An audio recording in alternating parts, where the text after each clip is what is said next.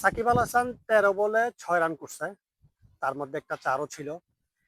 তো এরপরেও সাকিব সিপিএল এর মতো আসরে আপনার ফ্র্যাঞ্চাইজি লিগগুলা ওকে পিক করে। সত্যিকার অর্থে আমরা যারা সাধারণ দর্শক আছি, আমরা প্লেয়ারদেরকে ভুলে যাই খুব তাড়াতাড়ি। মানে প্লেয়ার একটা যদি ২-৩ ম্যাচ খারাপ খেলে, আমরা তাকে নিয়ে ট্রল করা শুরু করি।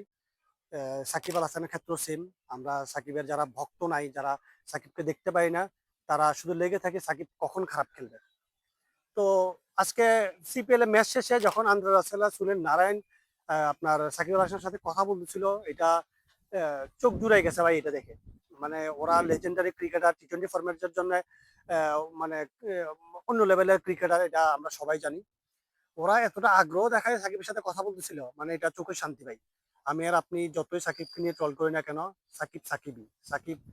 সাকিবের মর্যাদা আমি আর আপনি না দিলেও চলবে। সাকিবের মর্যাদা ওয়ার্ল্ড ক্রিকেটে ছিল, সামনেও থাকবে। তাতে কোনো সন্দেহ নাই।